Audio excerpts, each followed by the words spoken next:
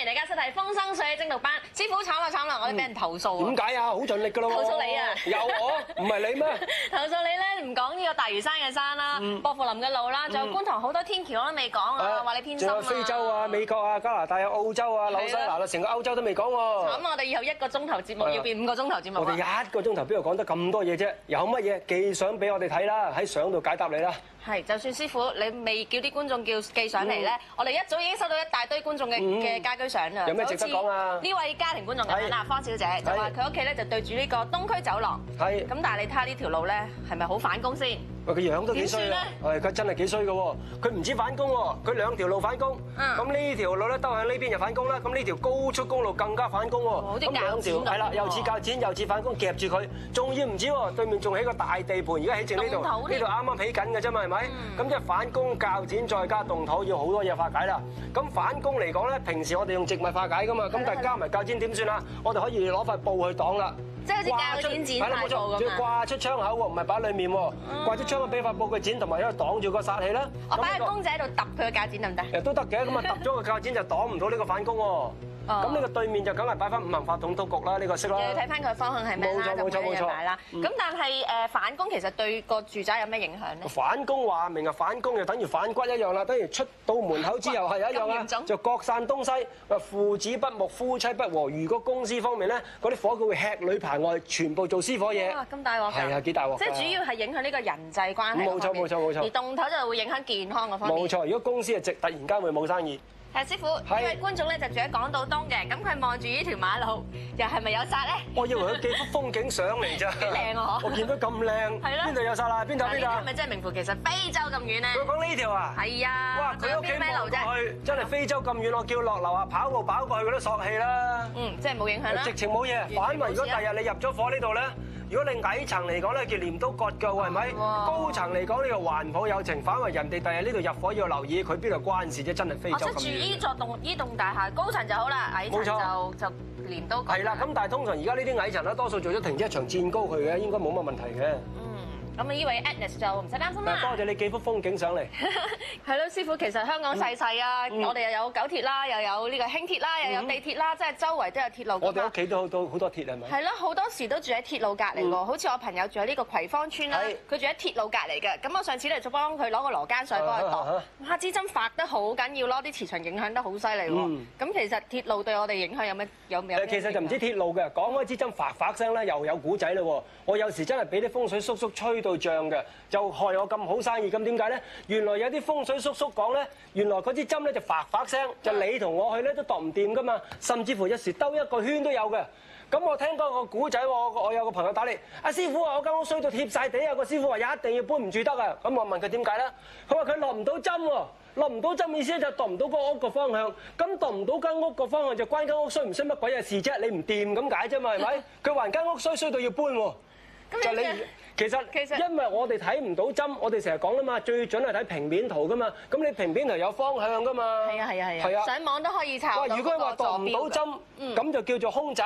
咁而家新起啲樓10間就8間都係空宅啦。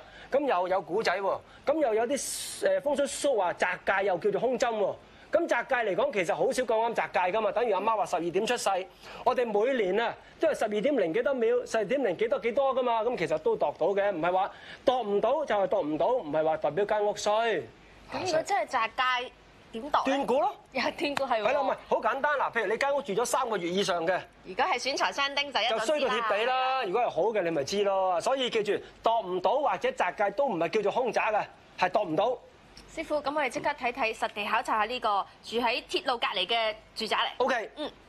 係師傅，呢度就係葵涌葵芳嗰頭啦。哇，係啦，即刻你知道咩叫遠或者近啦，係咪？呢個就真係好近啦。冇錯。喂，但係呢條鐵路咧包含晒㗎喎。完全冇煞氣啦，你又問得啱啦。咁樣就完全冇煞㗎啦。冇㗎啦，因為我哋講沖咧就有氣㗎嘛，咁你包含晒啲氣喺裡面走嘅，所以就冇煞氣啦。但係會唔會有電煞咧？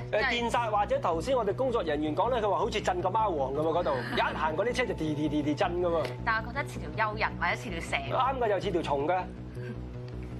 咁點算咧？係咪應該擺隻麻鷹喺度捉蟲咧？其實都可以嘅，派你去做捉蟲敢死隊啦。嗱，呢個真係幾近啦，不過好彩，因為佢唔係正對住嘅，喺側邊有個少少窗對住，就冇乜大問題嘅。即係其實都可以擺杯水喺度當化一個電煞。如果有電煞就擺杯水去化解啦。咁如果真係似條蟲嘅，你譬如你直望真係似條蟲啊，似條蚯蚓啊，你就真係擺隻麻鷹啊或者雞去化解。係真㗎？係啊，真係咁㗎，對症下藥啊嘛。係咁嘢噏下㗎啫喎。噏下就中㗎啦你。嗰啲水管咧似白竹咧，咪擺雞去啄嘅。我朋友話試過真係得。梗係得㗎啦，佢之前泌尿系統有問題。後尾有個風水叔叔好似嚟嘅喎，教佢攞隻雞啄佢咁，好笑喎！風水你成日聽落去好似好抽象，係啊，其實嚟講真係對症下藥。咁又經過咁多千年實驗，佢有時真係得嘅。嗱，聽落好似好無稽，但係我仲要想試下你嗰個山咧有笪罅咧貼塊膠布落去，我睇下得。咁你要專登揾個爛山去住先啦，我諗。好，我哋睇睇下位觀眾住喺九龍灣嘅。眨眼見架車走出嚟啦！呢個上面好似動緊土起樓喎。咁第日又變穿心煞啦，不過通常建得好高唔驚嘅。穿心煞，哇，好犀利咯！咁你鐵路行得好快㗎嘛。但係唔怕㗎嘛，佢通常你有個山喺度，跟住再要起樓嘅時候，佢又有地腳㗎嘛，佢哋冇嚟地下就即刻住㗎啦嘛。除非真係好近咧，就頭先就有煞氣啦。咁呢個埋站就冇問題嘅。咁其實九龍灣咧，佢最大問題咧就係佢嗰啲修理站，因為修理站夜晚咧翻廠嘅時候，啲車會駛翻入嗰個地底嘅。咁有時修理又會駛翻入去嘅。咁其實幾鬼嘈嘅。咁一來係聲煞啦，二來真係有一個氣穿埋嚟咁樣。如果你住矮層啱啱側邊嗰度咧，你見到架車真係似駛入嚟咁滯嘅。咁就點算咧？咁又擋咯，都係植物。係啊，睇下你要唔要喺屋企辦公咯？屋企辦公嚟講有煞，係啦，要快發鬥三煞，但係住嘅就唔得啦嘛。嗱，你睇呢啲就係啦。如果你啱啱住側邊嘅時候，佢夜晚翻廠嘅時候咧，嗱，而家啲車停喺度啦，係咪？架車唔會抬入去噶嘛，佢一定係駛入去噶嘛。咁要收個煞可以點收咧？收煞一樣咯，我哋擺粒鏡，然後再擺嗰個植物，呢個就收煞。但係如果你唔係辦公嘅，一定唔得啦，收煞係咪？咁要擋煞啦，擋煞嚟嗰邊突鏡啦喎。突鏡加植物就得㗎啦，所以所有呢啲上蓋，無論鐵路又好，或者係我哋嘅輕鐵又好，原來都可以用呢個辦法去化解嘅。師傅啊，咁如果頭先話要突鏡加植物咧，係咁係咪突鏡先，跟住再植物啊？冇錯冇錯，因為突鏡擋咗出去之後，擋都驚擋唔晒啦嘛，後面再擺植物保險少少，穩陣啲。明白。師傅啊，其實車廠咧多數咧都係啲車好慢先駛翻去，其實個煞氣其實會唔會其實都冇影響？冇咁重咯，但係因為佢車密啊，佢唔係一架車噶嘛，佢好多車度駛埋去，同埋最主要其實啲人投訴係好嘈啊，聲煞。好，一嚟咗荃灣啊，師傅。係。其實係咪條鐵道啊或者地鐵咁樣都係扯水局？一定係扯水㗎啦，嚟得近。係啊，嚟得唔快。嗱，呢度穿埋去睇下樓上有冇住宅啦。有住宅嚟講，咪似架車衝埋去咯。但係通常呢啲咧，樓下有個商場，好似咁樣，樓下幾層商場，再上面再係住宅嚟講咧，啲氣根本完全衝唔到埋去嘅。咁我又講啦嘛，衝埋去又有煞氣啦嘛。咁反為做商場咧，佢特別旺添，係住宅有問題嘅啫。啊，所以如果你咁啱住呢個荃灣嗰個上蓋，啊咁都啱嘅。咁所以如果你住咁啱佢上蓋嚟講，你就唔使驚啦，因為先到上嗰個上蓋商場，先到嗰個住宅物業，完全冇問題啊。其實有煞，不過嗰啲住宅通常都貴啲嘅喎，喺地鐵附近。呢個係方便啫，同我哋風水冇關，方便係梗係貴啲啦。九龍塘又一村嗰度都有一條好大條嘅。係啦，咁你有冇發現啦？成日去九龍塘又一村，多唔多去啊？間唔中咧。但去呢邊定係去呢邊啊？兩邊都有。喺呢邊啊？呢邊全部別墅嚟㗎喎。唔係有個大型商場啊嘛，有成日改變，你冇試我啊，師傅。你會發現咧，好奇怪嘅，九龍塘呢邊咧就全部係住宅嚟嘅。係。呢邊咧全部係別墅以前，跟住就老人院啊、神學院啊、咩佛堂啊、咩道教嗰啲堂，好奇怪嘅。有乜解？因為呢邊嚟講咧就環抱，呢邊咧就似反攻嘅。咁呢邊咧就好近嗰條路就似扯水嘅。咁一般嚟講咧住就住得唔好嘅。咁你唔好當風水先啦，你當嗰個星煞。咁呢個鐵路咁近嘅，你星煞一定好嘈啦，係咪？咁我有一次咧，有個朋友住對面喎，佢啱啱望正呢個鐵路對面咧，原來真係有一個中國嗰啲佛堂，寫住好多佛嘅字。佢話：蘇師傅驚唔驚啊？我話唔使驚，佛堂人哋拜神嘅啫嘛，冇煞氣噶嘛，佢又唔係有個尖塔對住你，又唔係話有其他嘅嘢，所以都唔使驚嘅。原來真係對面馬路咧，你住呢邊對面馬路好多奇形怪狀嘅嘢嘅。師傅，咁但係其實你話路等於水啊，冇錯。鐵路可唔可以當係水咁睇法啊？啱㗎，所以呢度包住佢，我咪叫呢邊叫環抱有情咯，呢邊係叫反攻無情咯。所以呢邊嚟講，佢做商業嘅咧就冇大問題嘅。如果你做住宅咧，就唔係太理想嘅。所以你發現呢條路夾住呢一紮咧，全部都係做商業嘅啦，老人院、神學院、幼稚園話全部都幼稚園啦，直情。你唔數啲別墅出嚟？別墅費事，別墅轉型啦，別墅冇得做啦，而家好難。師傅話咁，但係其實咧，地鐵同埋鐵路咧嘅影響係咪都係一模一樣？一模一樣。但係鐵路就通常都係唔會有嘢包住噶嘛。冇錯。好多時，譬如旺角嗰個站咁樣啦，咁係咪影響就會大好多咧？但係通常咧，你無論鐵路或者地鐵都好咧，佢上蓋嚟講咧，一般嚟講都係先有商場先嘅。咁我頭先講啦嘛，係商場一定旺噶嘛，然後再係住宅或者其他商業嘅嘢，其實就冇問題嘅。好，我哋下一 part 翻嚟咧，會講下旺角嘅火車站啦，仲有馬鐵啦、輕鐵同埋西鐵嘅，一陣間見。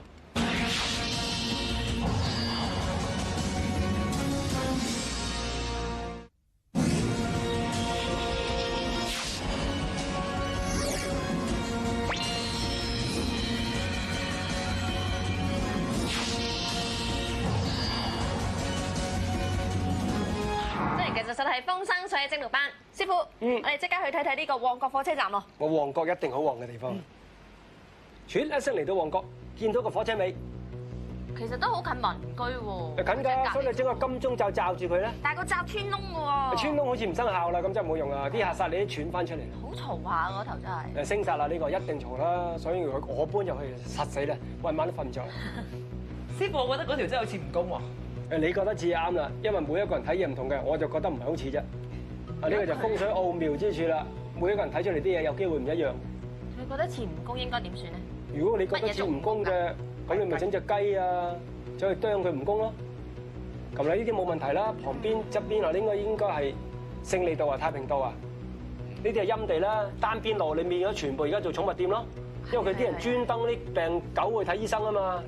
啊，所以你見啦，因為兩邊嚟講咧，孤陰不生，獨陽不長，所以鐵路兩邊你見咧都唔係話太旺人嘅。就算你旺角旺到好旺都啦，佢因為鐵路旁邊，佢就唔係話鋪對鋪個生意咧，都係要做啲特別生意先得嘅。好，睇晒九龍區之後，我哋不如入新界睇睇馬鐵咧。唔使問嗰條梗係馬鐵啦。咁馬鐵其實咧去到呢個市中心咧，好近嗰啲民居嘅，尤其是起嘅時候咧，個動土煞影響幾大嘅。咁你起好啲啦。咁其實馬鐵嚟講，其實同其他鐵路一樣嘅啫。咁如果真係民居旁邊嚟講，你又差唔多層數矮層嘅，咁就真係要擋嘅。係啊，因為有啲真係近得好緊要，伸隻手攞落濕竹撩一撩就掂到佢。嗱，如果橋底個屋咧，同我哋嗰個鵝頸橋或者同我哋上次睇嗰個清風街就唔同咯喎，因為你大廈嚟講咧係左右笠住晒，穿唔到氣噶嘛。但係如果村屋嚟講咧，就算你喺個橋底旁邊度咧，其實周圍嚟講冇嘢笠住，佢係疏氣嘅，所以嗰個唔算陰地，只不過係另一種煞氣。咁你睇條橋會唔會似擲住你啊，或者似唔似鐮刀啊，會唔會似扯水啊？就完全同陰地就冇關啦。如果真係條橋好似擲住我個村屋咁點算？冇辦法啦，你種多幾棵樹頂翻住佢咯。好啦，我哋即刻又睇睇咧，有位家庭觀眾咧寄咗信嚟咧，就佢係住喺呢個沙田康村嘅，咁就對正屋企咧就望住呢個馬鐵啦。真係幾樣衰㗎喎！直情好似插住咁樣喎，插呢個，但係佢哋住喺34樓喎。但係我哋睇幅圖又真係覺得真係幾衝入嚟咁。佢直情咧，我哋本來就講3叉，佢就唔係似2叉，叉住你。我哋整隻手板去擋住，唔知得唔得咧？咁你其實用遮又得，擋又得，快又得，鬥又得，因為始終嚟講對條鐵路唔係對住人啊嘛。咁你譬如你最簡單連反光玻璃紙啊，或者種啲植物都可以擋嘅。咁但係佢去到34樓，其實咧就唔係個衝個煞啦，就似個迎煞多啲啦。師傅，我哋講完呢個地鐵啊、火車啊，跟住講完馬鐵咧，我哋唔講輕鐵又俾人鬧噶啦。係啊，即刻睇睇嚟。唰一聲就嚟到輕鐵啦。咁輕鐵嚟講，其實外國嘅產品多數都係冇巴士接駁啲人先起輕鐵嘅啫。咁香港咁多巴士整個輕鐵啊，所以都係好難賺錢。師傅，其實輕鐵同地鐵、火車嘅分別其實係多咗好多條電線喺上面，即係好似電車。冇錯，呢個輕鐵其實當電車咁睇就得㗎啦。咁其實佢煞氣嚟講，同我哋普通一架車冇乜分別嘅，都係電煞多啲。電煞多啲啦。如果你好近個民區嚟講咧，就變咗有電煞啦。咪都係擺杯水喺度擺。冇錯，一樣嘅啫。我啲朋友啊，成日都話啲咁兒戲㗎，就擺杯水就得㗎啦咁樣。唔怕。你成日覺得好似要擺啲好騎呢嘅嘢。我哋第日整啲騎呢嘢，蘇文峰加持過嘅一杯水500蚊。開光過。係啊，開光過，可能有人買啊。有啊，我相信啲人係要咁樣。一定佢唔係嗰啲水叫有能量啊嘛，而家興能量水啊嘛，可能勁啲。睇完輕鐵，不如我哋睇下西鐵嚟。唰一聲見到個火車，不過唔知邊度。西鐵你搭過未，師傅？我梗係未搭過啦，西鐵咁長遠嘅嘢。我真係唔知原來有條西鐵。佢起嘅時候，好生意就知。係點解？因為周圍動土咯。我有個幾鬼慘啊，住喺元朗，佢啱啱包住個都係膝鐵動土，5個幾月都小產啦，醫生都唔知點解啊！咁慘啊！係啊，因為動土你知最大殺氣啦嘛，佢仲要話如果你住喺天水圍重大問題，你揸車翻嚟包你3日後唔認得翻屋企啊，不停變㗎嗰啲路。即係話如果大肚婆盡量都唔好真係對住啲動土。係啊，但係而家唔驚啦嘛，而家我哋大部分觀眾都識擺我哋五行化動土局頂住啦嘛。頂得住冇啊？頂得住嘅，頂到。咁而家起好咗之後，全個鐵路就冇問題㗎啦。不過而家暫時呢個路咧就未旺嘅，本來可以好快貫通咗呢個西邊嘅地運，唔使等10年20年先到呢個屯門或者天水圍㗎嘛。點知唔拖唔水起到南昌喎？你話點算咧？我諗都要等到尖沙咀個站起好之後咧，成條鐵路旺同埋全區先開始旺㗎啦。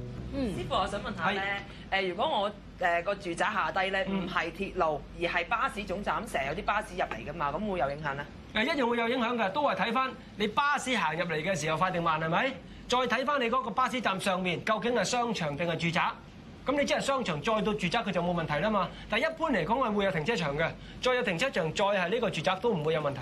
如果就咁一上高已經係住宅咧，就一樣係衝埋嚟咁滯咯。咁又唔止巴士站㗎，因為而家有時啲屋咧佢直情有啲車路，呢個2樓喺度嘅個車路係喺度嘅，衝埋嚟都會有一樣咁影響嘅。師傅啊！頭先你話咧，如果大肚婆咧喺屋企裝修都得啊。咁假如佢真係屋企嘅廁所爆咗，要裝修啦，咁個五行化動土局應該點擺邊度咧？又可能佢真係要喺佢間房同埋廁所中間睇下嗰個係咩方向，因為佢最主要瞓嘅地方緊要啦嘛。又或者穩陣啲嘅，我哋直接喺廁所門口圍一個圈，擺圓形嘅五行化動土局。明白。係因為你爆屎渠唔整都唔得㗎。係啊。師傅講完咁多鐵路，又係時候教我哋九宮飛星咯喎。係 OK。嗱咁跟住咧，又係教九宮飛星嘅時候啦。咁呢個陰陽、陽陽、陰陰呢啲，記住要記實佢喎。咁我哋第一個步驟咧一樣啦。而家係8運，8入中，然後順梁天尺9 1 2 3 4 5 6 7，然後再揾個坐向。咁呢次我哋就坐子向午啦。咁子呢個方位咧，其實有就係壬子癸。咁我哋子就係中間嗰個啦，午就係丙、午、丁，而家就係午呢個咯喎。咁我哋咧挨星呢個叫挨星，跟住替卦咯喎。咁而家正北呢個方位咧係4代替咗4嚟講咧，原來就係辰巽字喎。所以呢個就係辰，呢個係巽，呢個係巳。咁跟住正南呢個方位咧3代替咗3嚟講咧就係甲卯月喎。呢個係甲，呢個係卯，呢個係月。咁而家咧等於巽代替咗子，呢個卯代替咗呢個午，咁我哋揾翻呢個巽究竟屬陽定係屬陰？咁而家我哋揾到巽咧就屬陽嘅喎，咁呢個係陽，咁我哋揾到咧卯代替咗午，卯咧就屬陰嘅喎，然後我哋將呢個坐方叫做山星入中宮嘅左邊，向方呢個3嘅運星，呢個係向星擺翻去呢個右邊。咁然後我哋得出嚟講，坐方嘅星係陽喎，陽就順飛咯喎，4 5 6 7 8 9 1 2 3，咁向方咧卯係陰嘅咯喎，陰就逆飛3 2 1 9 8 7 6 5 4。咁你得出咧2個8係咪去咗呢個向方啊？咁原來2個8去咗向方，叫做雙星倒向，就旺財唔旺丁個屋。咁你呢幅圖咧，慢慢會教你睇嘅喎。咁而家教你少少啦，你見唔見到呢度1個2 1個5，呢度1個2 1個5，原來2 5疊臨咧叫做損主重病喎。咁如果你瞓在呢個方位咧，就容易病㗎啦。嚟到呢度又休息下啦，我哋下一 part 翻嚟咧有家庭觀眾嘅個案嘅。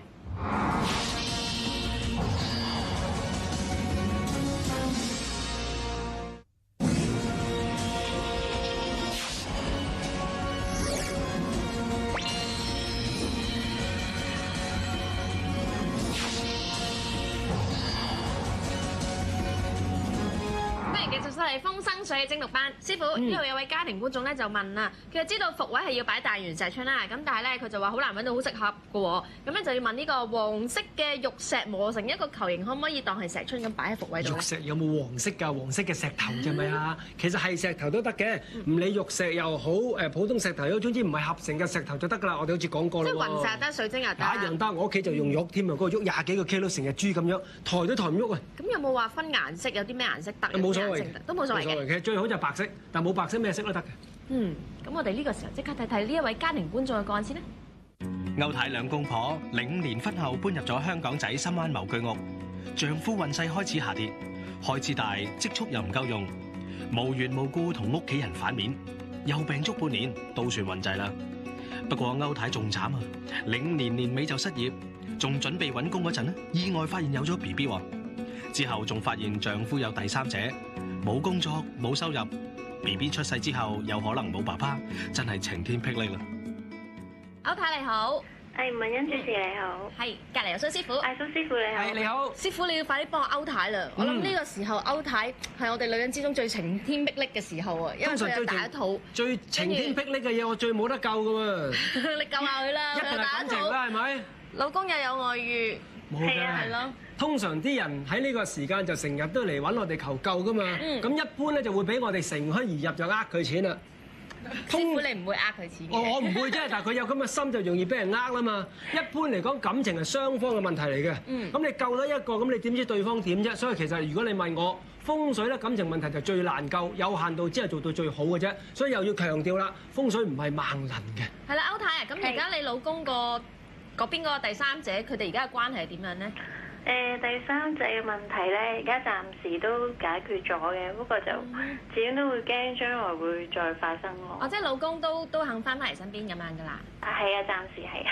師傅啊，其實會唔會話住正一間桃花屋，所以個老公特別容易有第三者咧？其實就係講來講去一命二運三風水，咁風水嚟講係催化劑，咁佢間屋咧其實風水有少少問題嘅，咁其實主要嘅問題咧即係個命嗰度。咁我哋即刻睇睇歐太間屋先啦。我哋今次派咗阿海威呢個弟子去睇睇喎。好似幾叻㗎喎佢。係㗎。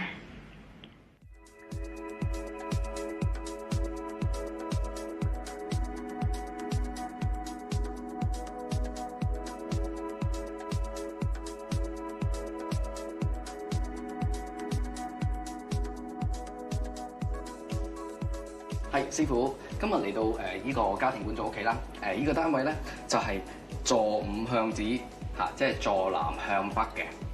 咁我哋睇翻出面大門先啦。大門出面咧其實就冇任何煞氣嘅，不過只係對住一個垃圾房嘅門口，咁就只係可能係衞生上面嘅問題啦。咁就煞氣就冇嘅。OK， 我哋再入翻嚟睇翻個廳先啦。入到嚟廳睇啦，咁我哋就見到，咦，屋主都好聰明啊，因為呢度咧大門對住個窗，仲要對住一個無敵海景啊！嚇，好靚，但係就會漏財。咁呢度放咗一個多葉植物啦，我哋講漏財嘅，非常之啱嘅。係入到嚟廳啦，我哋睇翻廳嘅佈置啦。咁 sofa 就對住電視機啦。其實呢度有個洗手間嘅，但係佢個暗門嚟嘅，冇問題。咁睇翻，咦？呢度有啲大笨象喎，吸水大笨象向住個方向就係西南添。我相信咧屋主咧都已經擺咗我哋嘅佈局㗎啦，佢亦都好清楚，可能呢個係財位嚟添嘅。咦，財位喺有個冷氣機，師傅話呢個位置應該更加好喎，可以吹多啲財氣出嚟喎。另外，咦，呢度又放咗一杯水，同埋咦仲有一個粒鏡喎，屋主都好需要吸財喎近排。仲有一個錢罌，咁應該冇錯啦，呢個就一定係財位嚟㗎啦。好，咁我哋再睇翻廚房先，好冇？入到嚟廚房啦，我哋睇翻，其實開門對座冇問題啦，其實又唔會有咩水火相沖嘅。咁呢度咧，唯獨是咧，我喺廚房呢度就望到啦。哦，原來主人房對住呢個廚房門㗎喎。係師傅，我哋依家睇到呢度就係個飯廳啦，同埋一個雜物房間嘅，咁冇乜特別大問題㗎。咁其實呢度咧，呢塊鏡喺飯廳度咧，亦都可以照到出邊個海景啦。咁樣其實相對嚟講咧，呢個係北位嚟嘅。咁啊，北位今年就係呢個財位，咁啊吸咗個財位翻嚟喎，一個大海應該就更加好添。好，我哋入翻嚟呢個睡房啦，呢個主人房。主人房一入到嚟，望翻出去就係對面嗰個廚房啦。主人房對廚房有咩影響？就係心眼皮膚啊，或者脾氣會特別暴躁㗎。住呢間房嘅人，咁我哋可以再入嚟睇下啦。床頭咧都有少少遮住咗，就唔會話一開門就會個廚房就衝嗰道氣入到嚟嘅，都比較好啲。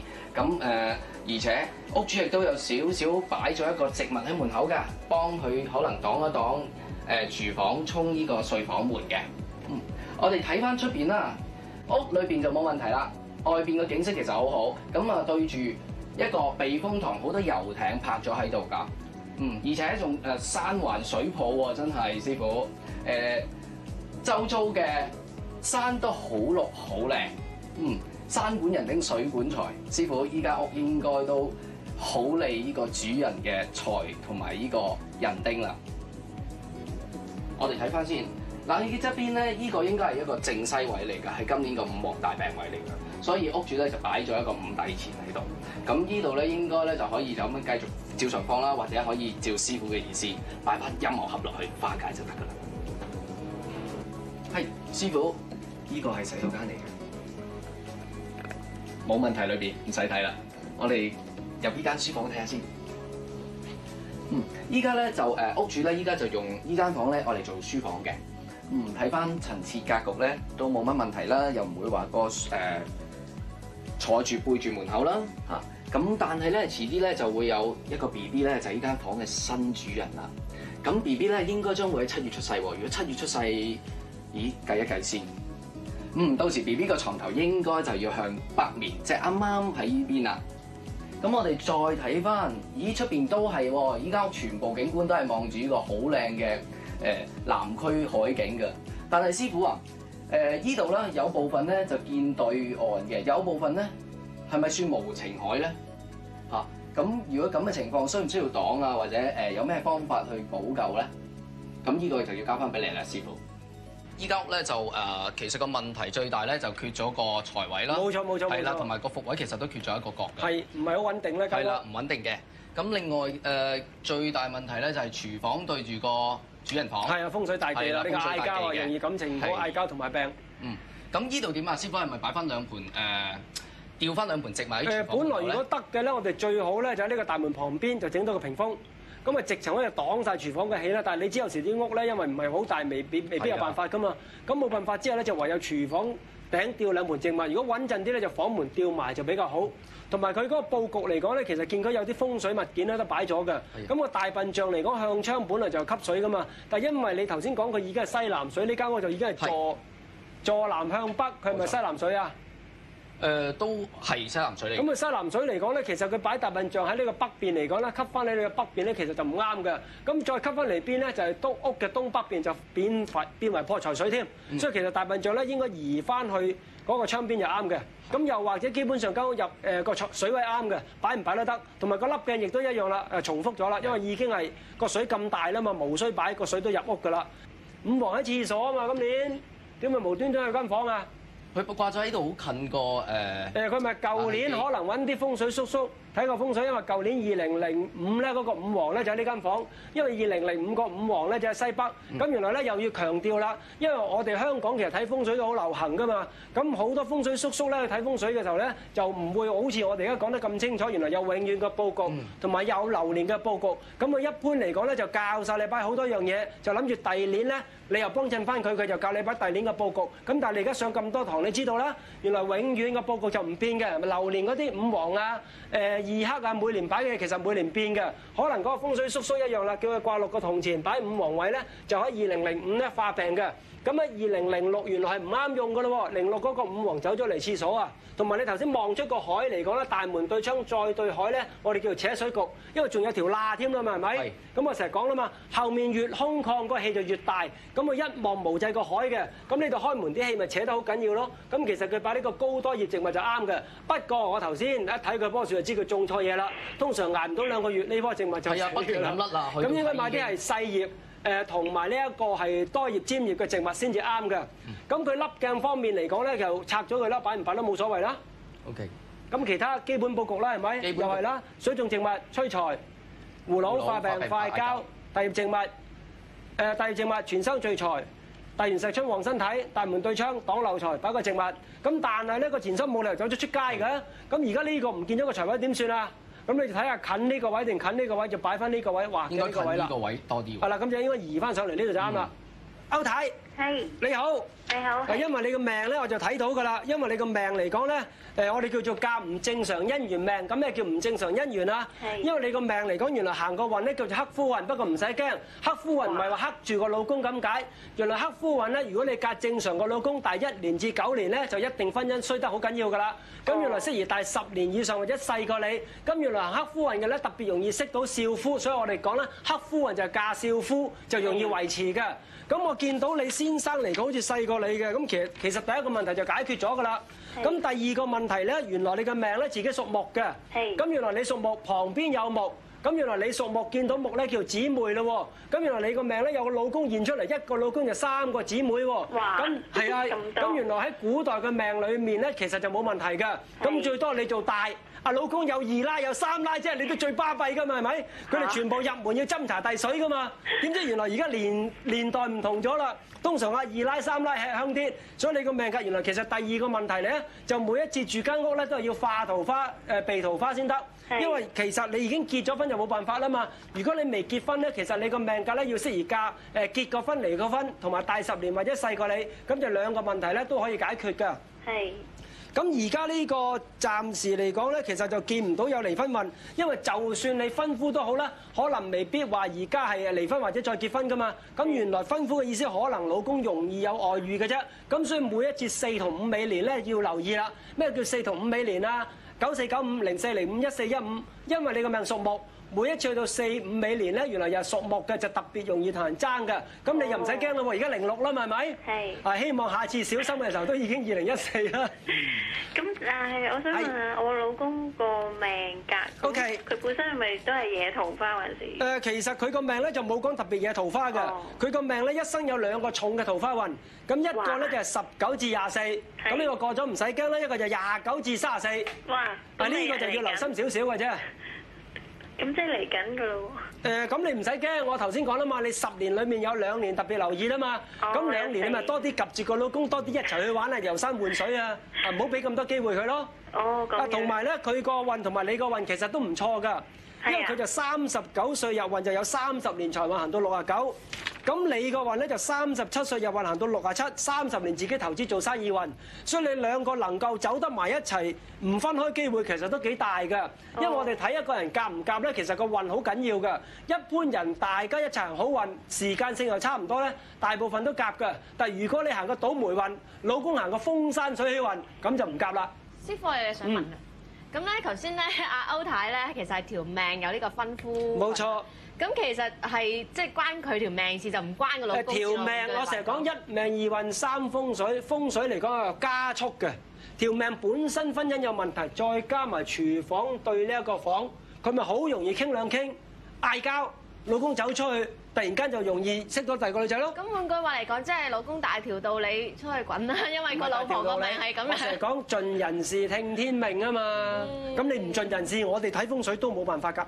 依家又係時候休息下啦，下 part 翻嚟繼續有第2位家庭觀眾嘅個案嘅。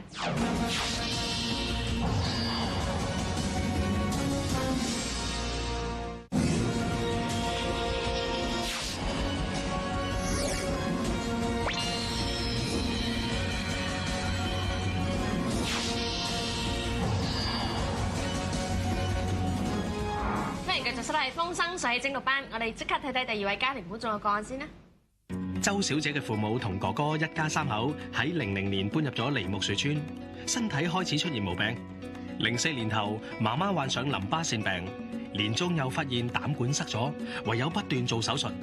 之後佢爸爸又發現肝有事，周小姐唯有辭工照顧父母啦。而全家人嘅積蓄就用晒喺醫療費用上，損財傷丁，彷徨無助。周小姐你好。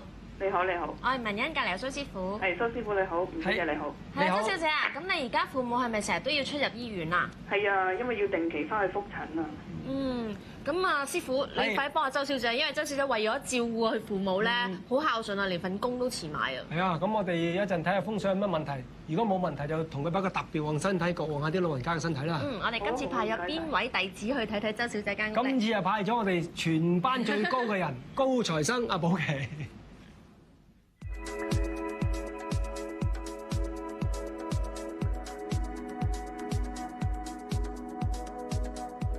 嗱，今日嚟到咧周宅咧，咁我哋見到佢大門入嚟啦，就對住對面人哋鄰居嘅門口冇問題啦。咁嚟到門口咧，咁我哋度過噶啦，咁佢咧就係坐五向子，即係坐南向北嘅。咁然之後呢個周小姐就話俾我哋聽咧，佢就睇過風水揾人，咁咧就叫佢今年咧就喺門口嗰度咧擺個風鈴喎。然之後上高要擺個圓形嘅鐘，同埋下低咧擺灰色地氈，越淺色越好。仲有一堆1蚊女王頭嘅錢幣，仲有一個銅片喺度嘅，咁就叫佢盡量擺喺門口。咁就化病嘅，咁就唔清楚係咪真係啱啦。咁另外咧就一入門口入嚟啦，咁大門咧係對住佢媽媽嘅房嘅，咁咧。咁呢位家庭觀眾就好醒目啦，咁你知道咧大門對咗呢個媽媽間房啦，再對窗咧可能會漏財，咁樣就擺咗個屏風喺度擋一擋佢嘅。咁咧另外下低咧嗰位風水小姐咧就叫佢咧喺呢個位置門口入嚟屏風前面就擺咗一個紫水晶洞，同埋叫佢喺廁所位就擺咗盆大葉植物嘅。咁又係唔明點解，咁就叫佢擺埋前身，我諗佢當呢個係天衣位咁咯。咁嚟到廚房啦，咁廚房窗對外又係對面嗰啲樓啦，咁就唔大問題嘅。咁啲水管嗰類嘢都唔似蜈蚣啦。咁另外再睇翻入門廚房門咧，就對住個爐，咁冇問題啦。但係佢睇個風水師咧，又叫佢咧水龍頭就唔好向住個爐，咁有可能佢驚水火相衝啦。咁然之後，另外都叫佢呢度擺一個風鈴嘅，就化病。咁大家庭觀眾係冇擺到嘅。咁再前邊少少咧，就喺近廚房門口嘅位置啦。咁啊啲所有電飯煲同埋水煲咧，咁嗰位風水師都叫佢斜斜地向呢邊擺嘅。咁咧工人房咧對住廚房門口嘅，對得好正嘅。咁但係咧工人都冇乜病痛，好似阿師傅話齋啦，工人病眼啦。咁嚟到咧客廳啦。咁個窗外邊我哋睇過咧，就冇乜問題，都係對樓咁樣嘅。咁另外咧，呢個家庭觀眾屋企都好多風水佈局㗎。咁譬如咧，梳化後邊呢度係有一杯鹼水嘅。咁另外咧，今年咧都要擺個鐘喺度化解咯，嗰位風水師揾。咁另外仲有呢個位置啦。咁呢張凳要擺咗粉紅色嘅毛巾，係幫佢嘅媽媽身體健康嘅。咁同埋另外咧，要佢擺一幅花嘅圖案喺呢一度一埲牆度。咁但係睇翻呢個神位咧，咁就對窗，咁都開揚冇乜問題嘅。咁嚟到周小姐哥嗰間房，咁就開門旁邊冇擺個牀頭嘅，因為佢床頭係匿埋咗入邊，咁氣流打唔到佢冇問題啦。咁另外窗外嘅景觀咧，同廳嗰一樣嘅啫，對住人哋啲樓冇問題嘅。咁另外其實佢都有啲風水佈局嘅喎，譬如喺個冷氣機上高啦，就有6條黃色絲帶，一定要6條嘅。咁咧就另外喺個櫃後邊咧，呢個門後邊有個櫃嘅，櫃下低佢叫咗佢擺咗8粒嘅石頭嘅。咁嚟到周小姐嘅爸爸間房啦，咁牀頭係對住門對角擺啦，冇問題啊。咁但係佢可能有少少自製橫梁啊，咁可能有少少要化解啦。咁另外咧，牀頭都有個風水佈局，就係擺一杯鹼水喺度嘅。咁嚟到廁所啦，咁開門咧就見到馬桶啦，冇問題啊。咁但係咧亦都有個風水嘅佈局嘅，叫佢擺咗棵大葉植物喺度嘅。咁另外咧廁所門口咧下低咧就擺咗6個1蚊嘅女王頭喺度。咁嚟到周小姐媽媽間房啦，咁開門見床頭咧，可能唔係幾好啦，可能要睇下師傅點樣幫化解啦。咁另外咧，窗外景色同廳都一樣嘅，都係對面有樓咁樣啦。咁另外亦都有個風水佈局咧，就係呢個冷氣機咧上高咧有6條嘅黃色絲帶，同埋床側邊有杯鹼水，同埋門口嘅側邊咧下低咧都會有個銅錢喺度㗎。咁咧牀頭嗰度咧擺一個黑色嘅石葫蘆喺度咧，好似話嚟可能化病嘅。咁睇完阿周小姐間屋咧，咁其實嘅整體問題唔大嘅，淨係大門對住佢媽媽間房再對窗，可能有少少漏財，但係佢已經好聰明，擺咗個屏風喺度冇問題㗎啦。咁同埋呢間屋咧都幾多風水陣嘅，會唔會師傅你可以教佢邊啲對佢嚟講係有用，邊啲可以減少啲咁樣，或者你教下佢咧？其實冇乜大問題㗎，淨係缺咗少少天衣啦，同埋大門對住佢媽媽間房再對窗，但係佢已經有個屏風可以即係擋咗流。係啦，因為我頭先睇過個細個間隔嚟講咧，我都發現唔到有問題，因為佢啲病位咧，照計今年咧就喺呢個正西，舊年就喺西北，其實都唔喺佢阿媽間房嘅，其實冇乜大問題嘅。咁你基本報告應該都冇乜錯㗎啦，都係大門旁邊水種植物，復位大元石春呢個缺咗角嘅財位，咁應該近呢邊定近呢邊啊？近呢邊多啲。係啱嘅，個前身大植物移翻嚟個電腦位啦。咁跟住個廁所嚟講咧，就落咗呢一個五軌，咁其實最好噶啦。所以間屋其實冇問題㗎，女主人房就係桃花位啦，係咪？咁因為老人家其實身體緊要啲啦。咁呢間屋有個問題啦喎，咁呢間屋旺乜嘢啊？旺財唔旺丁。係啦，旺財唔旺咧，旺財唔旺丁咧，對老人家身體未必有幫助啦。咁可能應該如果身體為主嚟講咧，最好點啊？轉爐頭，轉咗個白雲。咁最好係轉爐頭轉白雲啦，因為轉白雲之後咧，坐五向子咧就係旺丁唔旺財，對老人家有幫助少少嘅。咁咧，但係佢之前咧嗰位風水師幫佢擺嗰陣，我哋就懷疑佢唔知係咪嗰個羅庚之針有問題定係點樣啦？佢成個局係幫佢睇到，即係個八宅方面咧係睇到坐南向北。佢可能反咗詞啊，係啊，反咗詞啊，因為我哋嗰個指南針咧，原來有時咧就靠唔住嘅，因為而家嘅指南針咧，佢用電嚟整到兩極咧就向南嘅，但係佢用若干年後咧，南個位咧就原來向咗北嘅喎。咁佢有時我哋會度錯羅庚啦，我個羅庚唔驚，我嘅天然磁石嚟嘅，你哋買嗰啲人小心啲啦。咁啊，本來大門向北咧，佢有時度咗大門向南，佢就話咗女主人房咧就係五軌最衰位，就財位落咗廁所，所以擺大葉植物。所以我頭先睇圖咧，我都發現佢可能有呢個問題出現，所以佢就講女主人房就擺個葫蘆，咁直情係可能係指南針根本就度錯咗位，咁可以話俾佢知唔使擔心啦。到當前你有冇講啊？梗有啦，嚇到阿婆婆唔敢瞓啊！咁啊知啦，咁我哋呢個冇問題啦。咁其實我哋起咗呢個掛出嚟啦嘛，係咪？咁其實女主人房婆婆個位咧就六煞，咁五軌咧就落咗廁所。絕命就喺廚房，咁你知絕命廚房個名就唔好聽啫，其實冇問題噶嘛。咁延年喺大門，個禍害喺男主人房，咁禍害我哋都唔驚噶嘛。新氣咧就喺呢個仔房，天衣就缺咗角，同埋喺個電視，復位咧就喺客廳，基本上就冇問題噶。咁我哋呢次咧就要擺特別旺身體局，旺佢兩個老人家啦。阿周小姐，係你好。咁原來咧，阿周生就1932年出世，我哋叫壬申年。係。咁佢行運咧就行到73，其實都唔錯噶啦。不過73行完運之後咧，我哋要擺個局咧就旺佢身體。咁好彩咧，男主人女主人分開房瞓嘅，因為佢兩個擺個局就唔一樣㗎。咁啊，周生咧就佢生喺夏天就適宜擺個旺水嘅局。咁旺水個局咧，我哋適宜喺南邊咧就擺水，西邊咧就擺水，北邊咧就擺水，東面咧就擺個音樂盒，然後喺佢個瞓覺個床底咧，黑色布冚住一個女王頭5毫子，跟住白色布冚住6個女王頭5毫子，咁呢個就旺呢個周生嘅身體嘅。咁但係啦，周太就唔同啦，因為周太咧屬火嘅，生喺秋天，咁佢就相反就要木要火嘅，咁就要擺另一個局咯喎。咁要木要火咧，就喺南邊咧就要擺呢個紅色物件。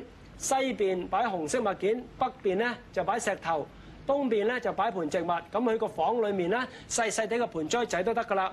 咁然後個床底咧揭開塊箭褥，喺床板嗰度黐3個女王頭5毫子，用綠色布冚住。然後9個女王頭5毫子咧就用紅色布冚住。咁呢個咧就特別旺佢自己身體嘅局㗎。咁所以周生同周太可以各擺自己旺身體局啦。咁睇咗咩想知？咁我爸爸嗰個牀咧，就係咪屬於自製橫梁咧？係㗎，因為嗰種牀嚟講咧，我哋風水大忌嚟㗎。咁我哋早幾輯節目咧都講過㗎啦。咁嗰個牀咧，如果你搬唔到嘅話，或者老人家你佢搬牀佢都唔中意㗎嘛。咁你唯有嚟講咧，喺嗰個櫃嗰度，可能個櫃底加塊板，因為我哋都幫人改過㗎啦。咁你兩邊咧搭一條木，好似有個槽咁樣，跟住佢咧夜晚瞓覺嘅時候咧，就板可以拉出嚟，日頭起身咧可以拉翻個板入去，咁都得嘅。又或者如果佢肯換床嘅，就直情換個張床，佢就冇呢個問題啦。咁同埋之前嗰個師傅咧，就同我哋講話，叫我哋喺個大門嗰度咧，就擺個圓形金色鐘，有2支針擺來擺去嘅。你就知其實唔係好啱㗎，因為我哋常強調咧，成日門嗰啲位置咧，我哋都唔擺鐘嘅。嗰啲所有你覺得唔係好舒服或者唔中意嘅，其實都要搬走去嘅。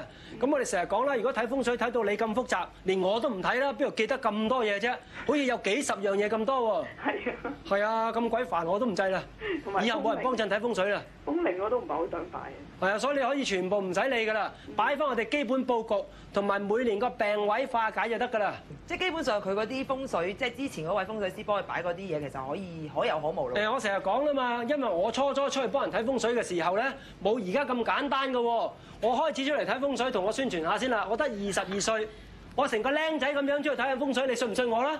我就會嗱，要擺嘅嘢又要擺，唔使嘅嘢又要擺，擺多啲，咁你會覺得點啊？勁啊！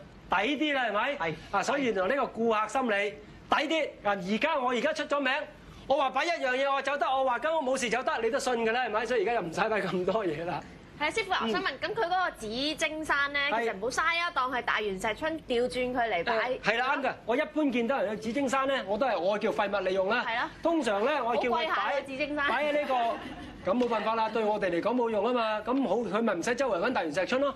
我哋一般擺個伏位，反轉佢，見到個背面唔見到嗰啲洞，咁咪似一座山咯。咁其實我哋擺大元石春，其實目的係自製靠山啫嘛。嗰個紫星山有用，唔好嘥。今集節目時間就差唔多啦，我哋下星期咧會公開全港嘅人造巒頭，即係建築物啦，例如有呢個殯儀館啊、醫院啊、差館啊，對家宅嘅吉凶影響嘅。我哋下星期見，拜拜。拜拜。Goodbye sir。你見我拎住呢隻嚟講，你梗係以為叫做龍龜啦，係咪？咁你就錯啦。咁一般人以為叫龍龜，其實正名叫做霸孝喎。咁其實龍9個仔其中之一個嚟㗎。咁正確嘅名咧，佢又叫做閉翳啊。呢個叫閉，呢個叫翳喎，等於廣東人呢個音啦。可能廣東話誤會咗咧，成日講咗閉翳，其實字唔係呢隻，係呢隻先啱㗎。點解講到咁閉翳啊？原來呢個閉翳咧係好力咧。原來中國大陸裡面所有墓碑踩住嗰隻就呢隻嘢，原來咧就孭得好重，所以叫閉翳。你話要孭鑊喎，你話閉唔閉翳咧？咁而家好多人咧以為佢係龍嘅仔啦嘛，咁就攞嚟吸財嘅。咁龍咧就吸水噶嘛，咁佢個仔可能都有少少呼風喚雨嘅能力嘅。萬一你屋企有隻閉翳嘅，你都可以向住條路擺，同埋咧有啲揭得開嘅，裡面擺啲金銀珠寶，睇下會唔會同你孭啲金銀珠寶翻屋企啦。